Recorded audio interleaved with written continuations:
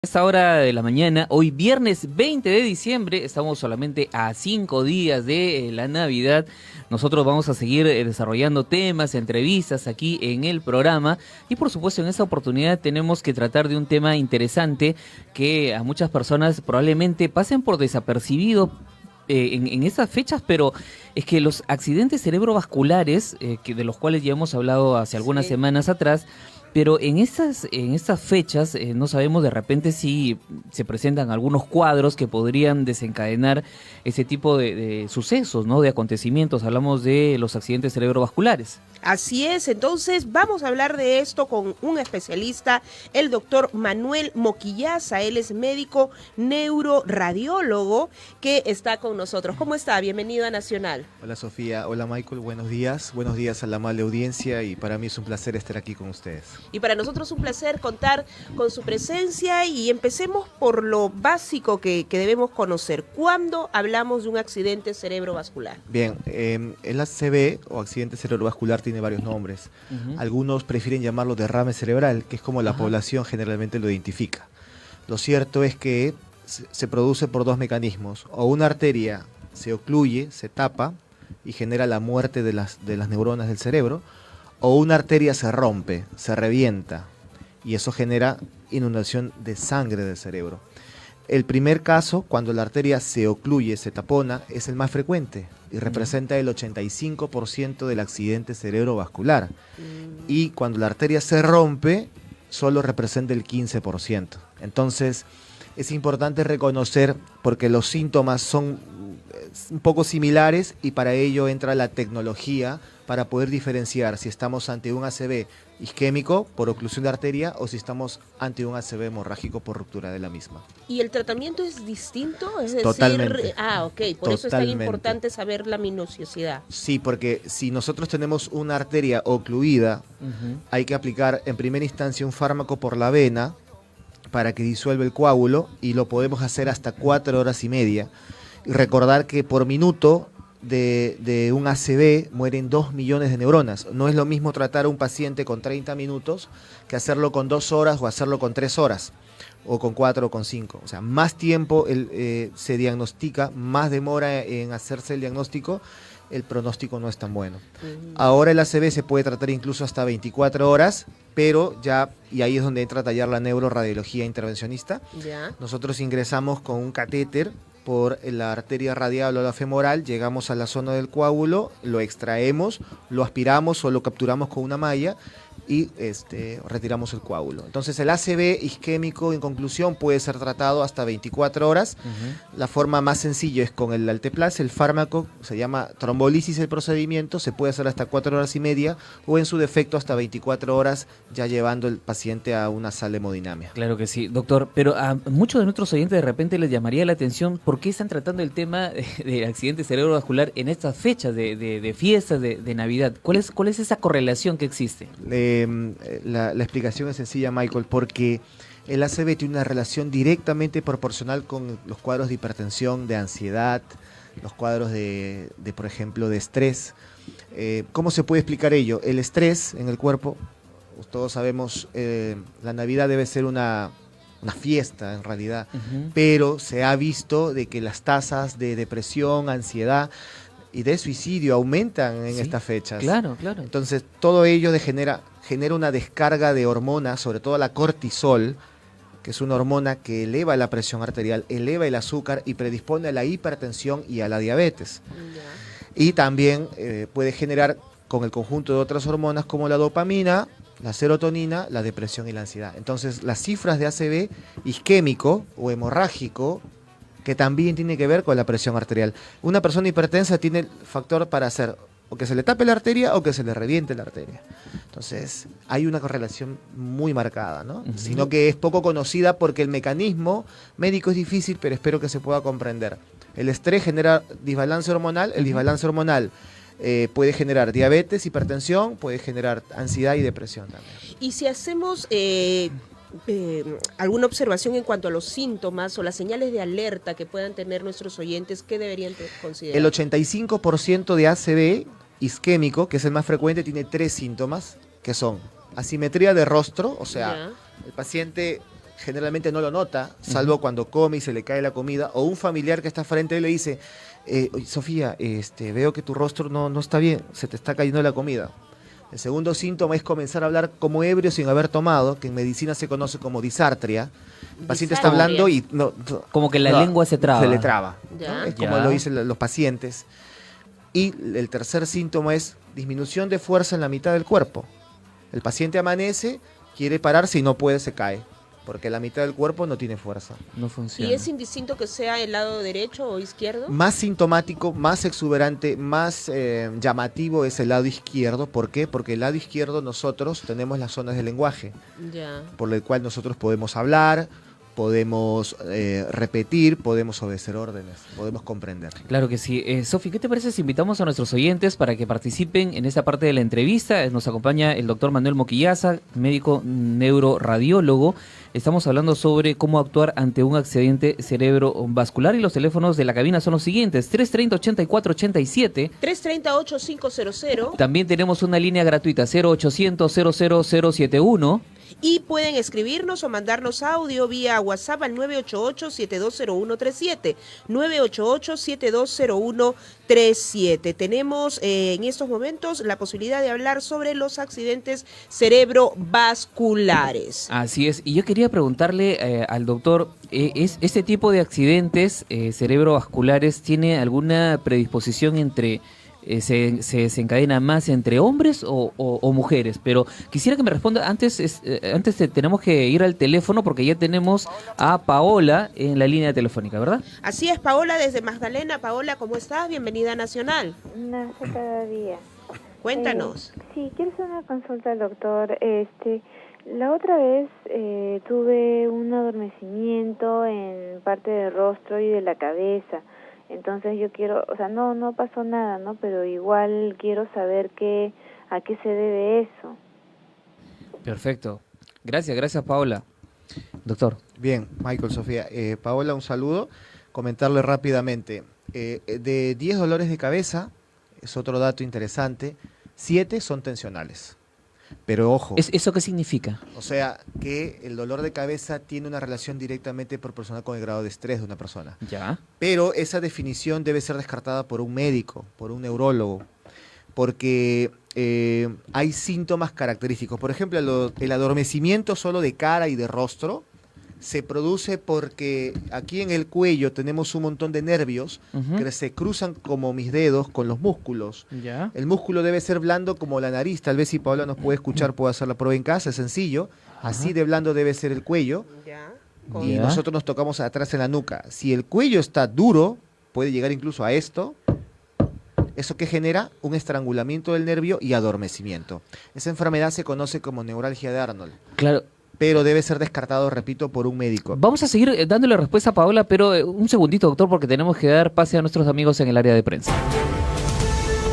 Últimas Nacional nace cada día. La música de Gustavo Rato nos acompaña el día de hoy de fondo, juntitos en esta Navidad. Se llama este villancico que suena también en Nacional. Pero bueno, vamos a retomar nuestra entrevista, Sofi. Así es, estamos hablando de cómo actuar ante un accidente cerebrovascular con el doctor Manuel Moquillaza. Él es médico neuroradiólogo y hablábamos de los factores también de riesgo, ¿no? Y los factores protectores para los accidentes cardiovasculares. ¿Cómo podríamos tenerlos en consideración ambos? Bien, tanto el corazón como el cerebro se pueden ocluir las arterias. Entonces, antiguamente solo se hablaba de enfermedad del corazón y eran factores de riesgo cardiovascular. Ahora se habla de factores de riesgo neurovascular, que a la cabeza tenemos la hipertensión arterial, luego sigue la diabetes, luego sigue la elevación de colesterol, pero sobre todo, y este dato es importante para los que nos escuchan, nuestros amigos que nos escuchan, el colesterol se divide en bueno y malo, HDL y LDL. El problema es el LDL. LDL es el problema. Entonces, y el LDL sobre todo está en las comidas procesadas y refinadas, ¿no? El otro factor de riesgo es el tabaquismo, es el consumo de alcohol, que lo conversábamos en la pausa. Hay una J en el consumo de alcohol. Por índice de masa, el hombre tiene más índice de masa que la mujer. Y se permite hasta 2 copas de vino, por ejemplo, tinto, es mejor. Y a la mujer hasta 1 copa, repito, por índice de masa. no de género. No, sí. Ajá. Que quede claro. Es bueno aclarar eso. Es bueno aclarar, ¿no? sí, Ajá. ya vi los ojos de Sofía. Entonces, Sí, sí. lo cierto es que cuando uno cruza esta línea de 2 copas de vino al día, Ya. ya no es protector. O sea, la J ya no protege, sino es un factor de riesgo, porque el consumo excesivo de alcohol endurece las arterias, ¿no? Como la carpeta, y una arteria endurecida es como una cañería que ya no funciona, ya no hay válvulas y se puede romper o se puede ocluir, se llena de sangre. Claro, y ese es un poquito, para retomar un poco la consulta de Paola, por ejemplo, que nos hizo hace un instante, antes de la pausa, es que, y usted le está explicando un poquito de cuál es cómo debemos sentir nuestro organismo, nuestro cuello, decía que era blando como la punta de nuestra nariz. Si ya está muy tenso, ¿qué cosa es lo que puede estar pasando? Urgentemente acudir a un médico, en el que ve todo el tema de dolor de cabeza, son los neurólogos, y repito, el diagnóstico de estrés es un diagnóstico de exclusión, o sea, el paciente debe acudir a un especialista con la finalidad de que el especialista le excluya que hay otra causa, porque el dolor de cabeza, amigos, es el síntoma más frecuente en el mundo. Un dolor de cabeza puede ser por una arteria a punto de romperse, puede ser por un aneurisma, puede ser por un tumor, puede ser por una enfermedad infecciosa, puede ser por una meningitis, puede ser por un cuadro diabético, etcétera, etcétera. O sea, dolor de cabeza es el síntoma por el cual acuden la mayoría de pacientes a un consultorio, y el diagnóstico de estrés, para que quede claro, es de exclusión, después de haber hecho una buena evaluación neurológica y descarte con algunas pruebas sofisticadas que ahora cuenta el Perú. Claro, pero el estrés te puede generar un accidente cerebrovascular. Totalmente. Totalmente. Sí. ¿Y cómo manejarlo? Es decir, ¿cómo hacen ustedes los médicos cuando ven un cuadro de estrés fuerte y que precisamente ha generado un accidente cerebrovascular? ¿Cuál es la manera de afrontar una situación? Claro, si está demostrado de que el paciente ya hizo un ACV, número 1, encontramos la causa. Fue por la hipertensión, fue por la diabetes, o se le tapó una arteria, o tiene una arritmia del corazón. Cual sea la causa, trabajamos con diferentes especialidades, con los colegas cardiólogos, podemos trabajar con los colegas cardiovasculares, neurocirujanos, los terapistas, trabajamos también con los colegas intensivistas. Y si hay una fuerte carga de estrés, ¿quién ve el tema de ansiedad y depresión? Los colegas de psiquiatría, los colegas psiquiatras. Claro. Entonces somos un equipo, por eso es que la medicina es tan multidisciplinaria, ¿no? Cada uno enfocado en el área. Exacto. Estamos recibiendo mensajes a través de nuestro WhatsApp 988-720-137, y también nuestras líneas telefónicas están a su entera disposición. ¿Tenemos consulta, Sofi? Así es, vía WhatsApp nos dice: hola amigos, ¿qué pasa si siento adormecimiento en el brazo derecho como hormigueo? Bien, el brazo, como sabemos, es un órgano, una extremidad, para ser honesto, donde hay músculos, hay huesos, hay arterias. Se sugiere por los colegas cardiólogos que ante un adormecimiento de brazo, y más aún si hay dolor de brazo, que llega hasta el pecho, el término médico es dolor precordial, deben acudir a un especialista. Idealmente un cardiólogo, ¿no? Para que podamos descartar que no sea una arteria del corazón que esté a punto de taparse y por la mala irrigación esté generando los síntomas que acaba de describir nuestro amigo Radio Escucha. Perfecto. Muy bien, tenemos una llamada telefónica, es Jaime desde Breña. Jaime, buenos días, ¿cómo estás? ¿Aló? Hola, Jaime. Aló, buenos días. Te escuchamos. ¿Cómo estás, Sofía? Buenos días, Michael, doctor, buenos días. Hola, Jaime, ¿qué tal? ¿De qué? ¿Doctor de psiquiatría o doctor de medicina? Medicina, medicina. ¿Por qué? Bueno. ¿Tú qué requieres en estos momentos? Mira, a mí el día lunes el médico me ha cambiado la medicina, me ha restado una pastilla que es de ramitidina, que es de 0.5 miligramos, y esa pastilla que tomo, el corazón comienza a palpitar fuerte, y me da mucho sueño, me caigo, se me desvanece, por eso esa pastilla no lo voy a tomar, porque de veces me ha restado para controlar para controlar pues, la ira, el estrés, ¿no? Y aparte, señorita, doctora... ¿Le escuché ranitidina? Sí, ranitidina. Cuéntanos, Jaime, cuéntanos. Aparte, señor, me duele mucho la cabeza, la parte de arriba frontal, me duele mucho la cabeza. Al mediodía me viene pulsadas en la cabeza. Estoy tomando el valproato de 500 miligramos en la mañana y la fluoxetina lo tomo también junto en la mañana también, y la noche ya tomo la Previde. Perfecto, perfecto, Jaime, muchísimas gracias por tu consulta.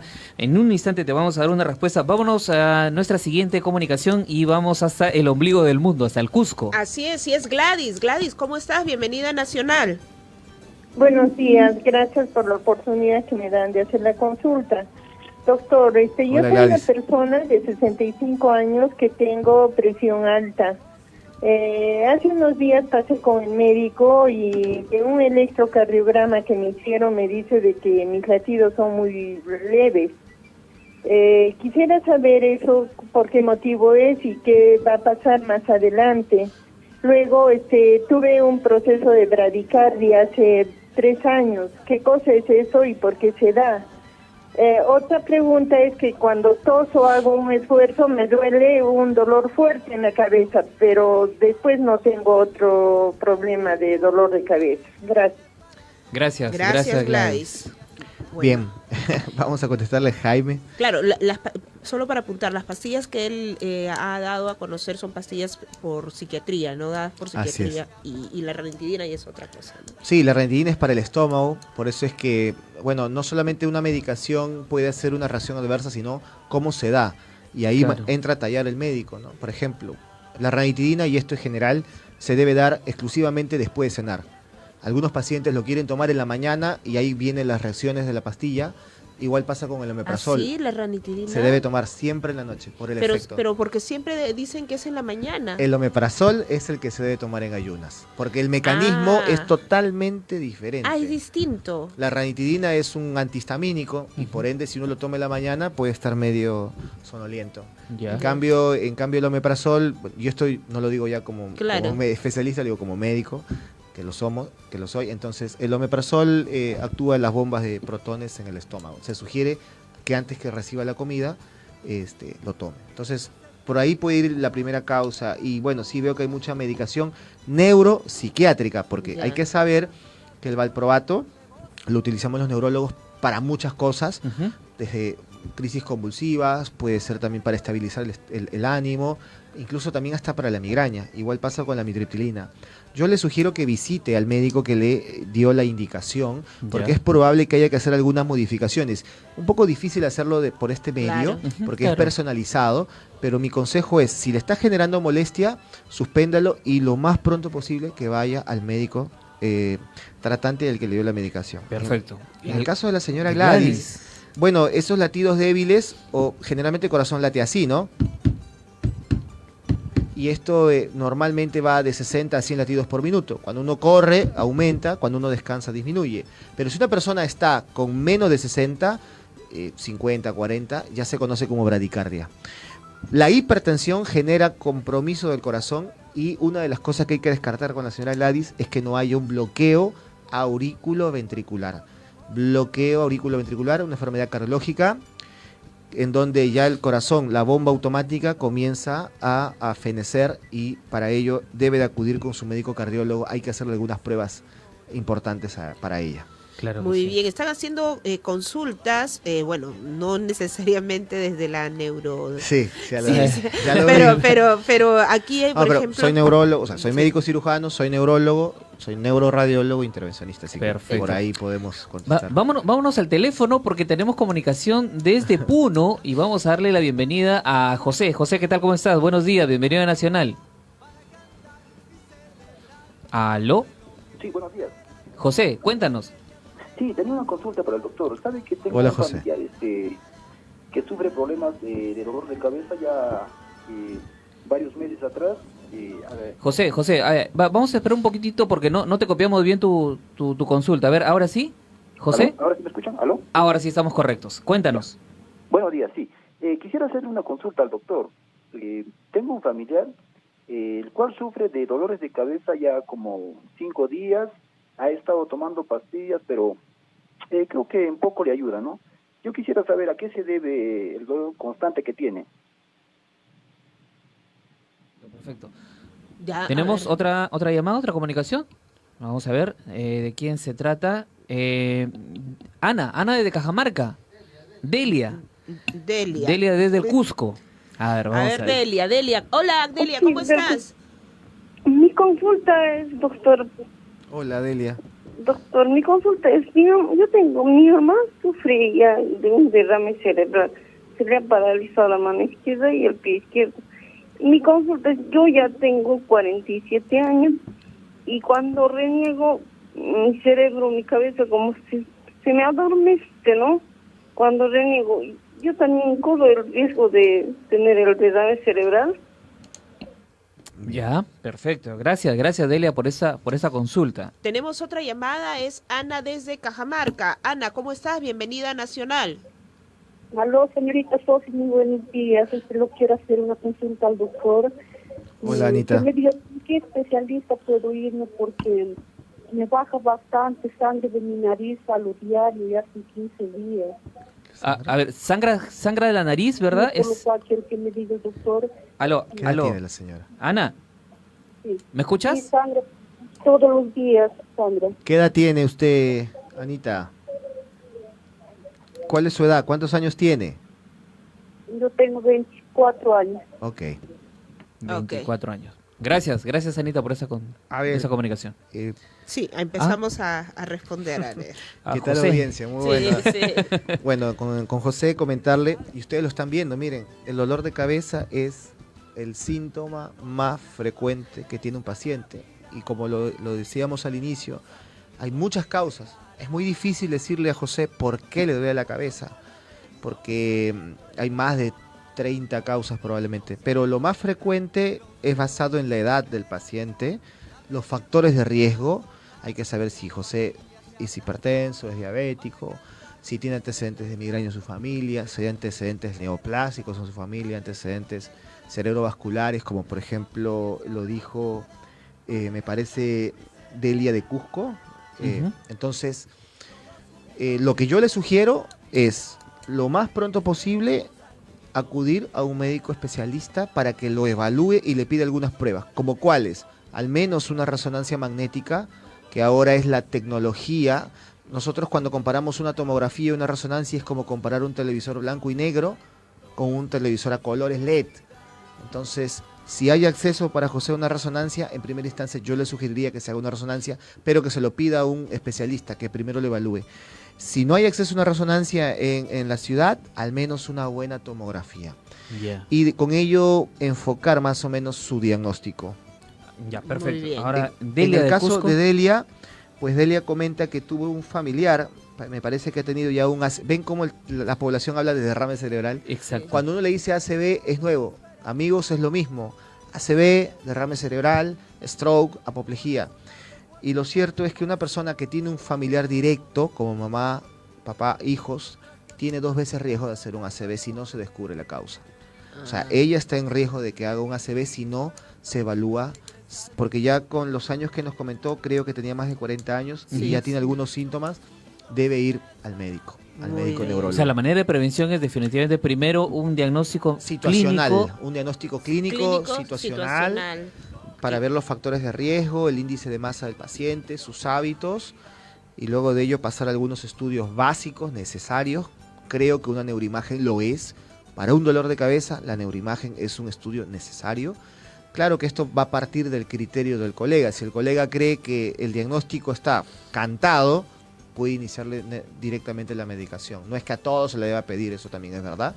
Pero si alguna duda diagnóstica existe, en mi juicio, si yo no tengo un diagnóstico al 100%, yo quiero tener un diagnóstico al 100%. Eso de que me parece o yo creo, no se le puede decir a un paciente. Claro. Porque el paciente va con la intención de llegar a un diagnóstico. Claro, sí. Entonces es lo primero que le decimos a un paciente. Yo, el día de hoy, tengo una sospecha de un 90% de lo que tiene usted.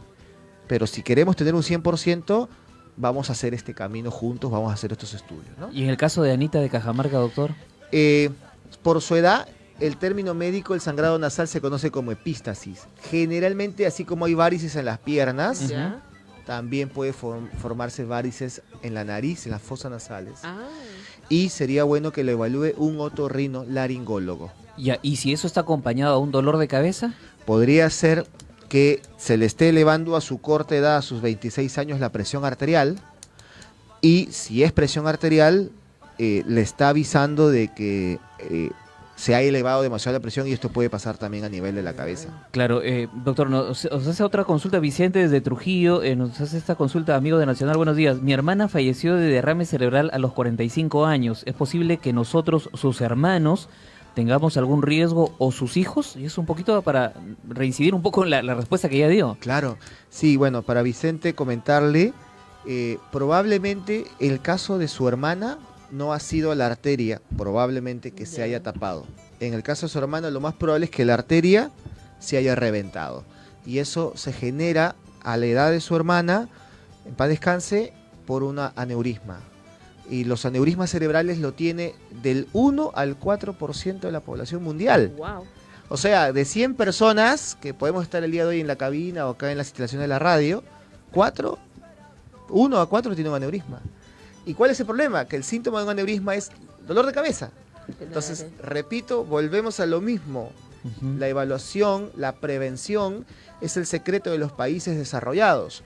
Nosotros hemos sido entrenados con el afán de salvar vidas y en el extranjero ya están en la visión de prevenir enfermedades. Claro. Doctor, y antes de terminar esta entrevista, ¿por qué las mujeres sufren de tanto dolor de cabeza? Bueno, hay que recordar que una causa... Tengo hipótesis. Ya. Ok. Sí. No, sigue. No, mentira. Me parece interesante las hipótesis. A ver, ¿por ¿A qué se debe, doctor? Desde la mirada científica, ¿cómo corresponde? Desde el punto de vista social y médico podemos hablarlo. Desde el punto de vista médico podemos hablarlo de que hay un tema hormonal de por medio, que es la migraña. La migraña generalmente inicia con la menstruación y finaliza con la menopausia, porque es un tema netamente hormonal. Por cada 10 mujeres con migraña, un varón lo tiene. Y la migraña se caracteriza porque la cabeza late, generalmente la mitad de la cabeza, Sí. se asocia a veces con náuseas, vómitos. Hay algún tipo de comidas que deben ser descartadas: café, chocolates, vinos, Uy, toda frutos mi- secos, toda panetón mi ahora dieta. por la Navidad. ¿Sí? Sí. En serio, wow. entonces, por eso es que la mujer sufre más dolores que el varón en general, ¿no? Porque que haya un varón con migraña no es imposible, es un poco difícil, y hay una variante de la migraña en el varón que se conoce como cefalea de Horton, que se asocia también al lagrimeo, a congestión nasal. Muy bien, tenemos una última consulta vía WhatsApp. Nos dicen: buen día, Radio Nacional, una consulta, doctor. Soy una persona hipertensa y hace unos días siento como si me dieran un fuerte golpe en la cabeza por segundos y se me pasa.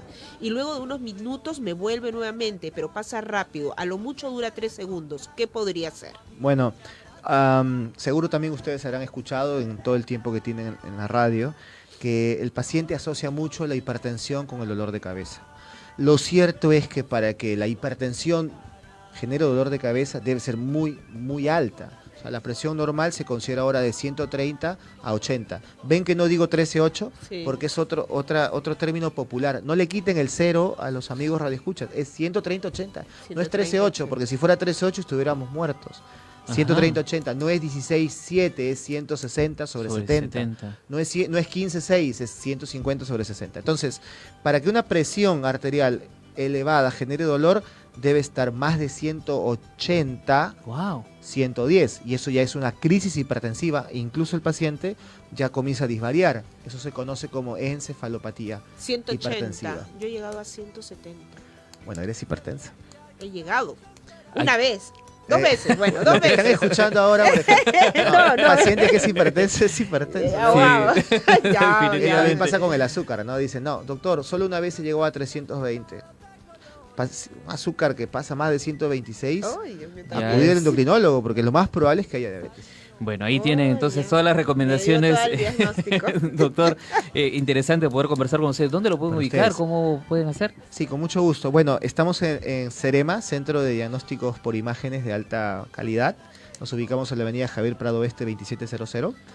Y en lo que podamos servirles, por favor. Y a tener Sí. cuidado con estas fiestas. Siempre. Total, Sí. sobre todo con el panetón y el consumo calórico. Y bueno, y a nuestros amigos que nos siguen escribiendo, bueno, gracias y esperemos tenerlo en otra oportunidad. Encantado, cuando La gusten. última pregunta, ¿la migraña se cura? No. No se cura. Como la Ya, diabetes, ahí como la está. hipertensión, como el asma, son enfermedades que debemos aprender a convivir. Obviamente, el secreto es hay que tener en cuenta qué tipo de comida evitar, qué medicaciones seguir y estilos de vida cambiar. Doctor, tiene que regresar urgentemente Sí. para seguir conversando de estos Gracias, temas médicos gracias. aquí en la Muchas cabina de la gracias. radio. Gracias. Saludos, gracias. Estuvo conversando con nosotros el doctor Manuel Moquillaza, médico neuroradiólogo, conversando hoy en el programa. Pausa. Y volvemos.